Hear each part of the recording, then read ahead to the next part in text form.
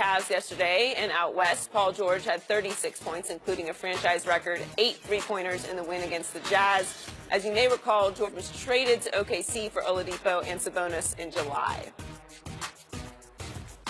Shannon, who got the better of the trade?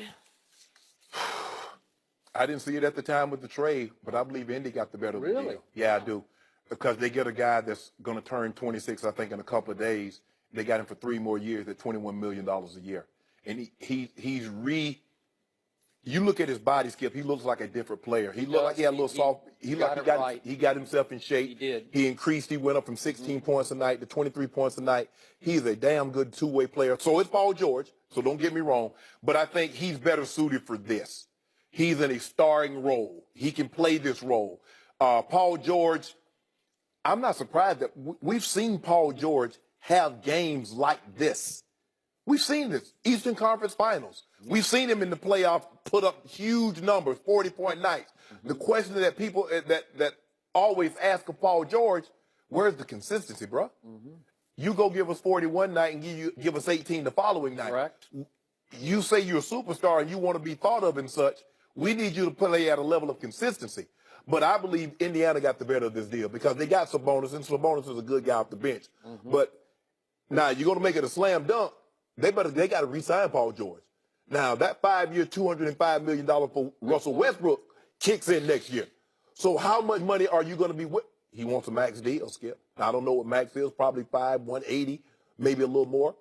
But right now, for me, I think Indiana got the better of the two deals because I think Victor Oladipo had a better year than Paul George had. Very interesting. To your point, obviously, not most people, everybody thought this was a terrible trade for Indiana, including the owner of the Cleveland Cavaliers, who thought for a moment that he had Paul George coming to him, and he indicated that I thought Indiana could get a little more than that, and Indiana got a whole lot. So I'm not going to waffle on this because I rarely say this, but I think this was the rare classic trade that was great for both teams.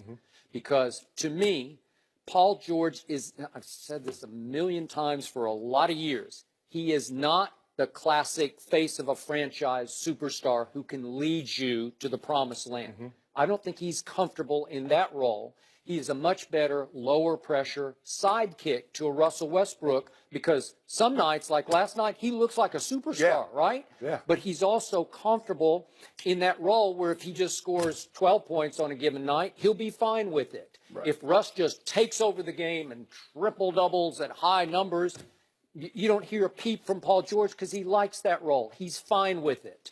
But Victor Oladipo was not fine with it. No. He shrank in that role. He was unhappy. He felt handicapped in that role. And now he has blossomed as he went, quote unquote, back home. He's not originally from Indiana, but as you know, he played for 3 years at IU. So he's back kind of in his comfort zone, stomping ground with a coach who, when he walked in the door, said, "You are my man." Right. And Victor Oladipo wants to be the solo star. He wants all the pressure on his shoulders.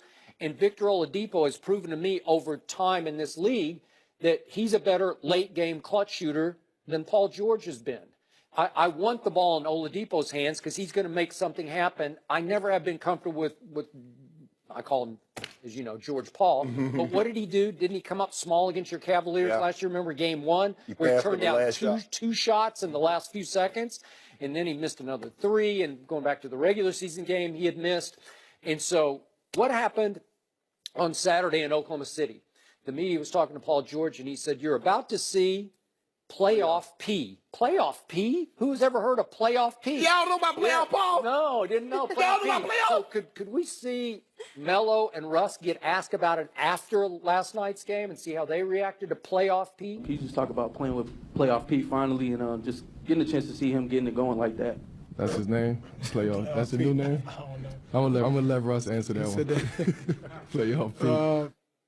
They're laughing at it. They're laughing at playoff P. Everybody know about playoff P. Huh? Everybody know about playoff P. Everybody knows about it. Playoff P. Melo just started laughing out loud about it. That's what he called himself?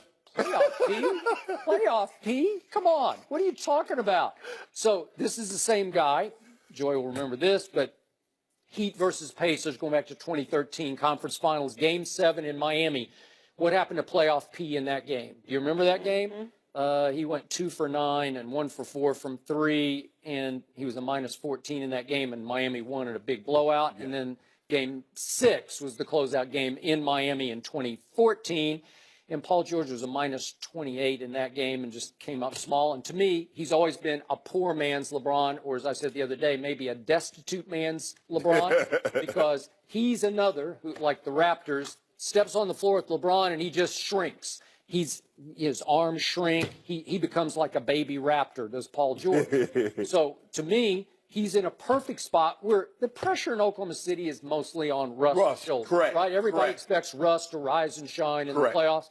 And now Russ has got a lot of help from Paul George and some help from Carmelo. So at least they have 3 quote-unquote stars, but they got 1 superstar. And I think it's been great for Russ to have Paul George on occasion, because last night was an occasion. Yeah. Utah is really good. This is going to go 7 games. It's going to go to the last drop. And last night, Paul George was dropping threes from everywhere. He's dropping shots from everywhere. Well, and the thing is, both of these guys, I didn't know Victor Oladipo was this good of a defender, but he can really get up into you. And he led the league in steals. Yes, and so not only sometimes you still look at Allen Iverson. Allen Iverson was not a great on-ball defender, but he had great hands. He could play passing lanes, and he get them. Victor Oladipo can get up into people, and he does a very good job. And those shots, every run that the Cleveland, you thought, okay, here they come. He's pulling up for 28, and he's flashing it. He's getting out there. He's putting them in pick and roll, and he's dancing on Larry Nance Jr. He's dancing on Kevin Love, and there was really nothing that the Cavaliers can do. He seems to have found a home. Now, Paul George said he wanted to win, but Paul George wanted to be the reason why they were winning.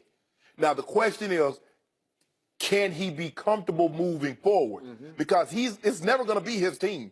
As long as Russ is there, it's never going to be his team. Yep. He had a team in Indy, but he didn't think he had enough around him to get past LeBron, or he didn't have enough to be serious threat to win a title. The question is, can he be comfortable? Because most superstars, Skip, they want to drive the bus. Being in the first seat is not driving the bus. They want to drive. And Paul George's stomach being the number 2 guy moving forward, because that's all he's ever going to be in Oklahoma City. I think it's a comfort zone for him. And by the way, Sabonis, as Joy pointed out, was thrown into this deal, and he comes off the bench for them, and he didn't have much of a game yesterday. But he is 6'11", and he's skilled, and he can pass it. He's not his daddy. You remember his daddy? Yeah, Arvidas. His daddy could really play. But he's pretty good, and he gives them some pretty quality depth on that team. So, again, it turned out much better than most people, if not everybody, thought for Indiana. But I still say it's really good for Oklahoma City, too. It's like it worked. Yeah. I mean, everybody thought they got fleeced. But, Skip, it was reported that Dan Gilbert wanted to take Victor Oladipo #1 overall, and he got talked out of it, and they took Anthony Bennett. That was a bad idea. So That's an all-time bad if idea. you notice, the general manager is not there anymore. The personnel department is not there anymore. Because the guy, if the owner he makes a mistake, Skip, what can you do? You make a mistake. If he says, I want this guy, and you talk him off that ledge, and you go to the other guy, and that guy's a bust, you got to go. He went. Well, the Cavs actually lose this series to the Pacers. We'll discuss that with Chris Broussard next.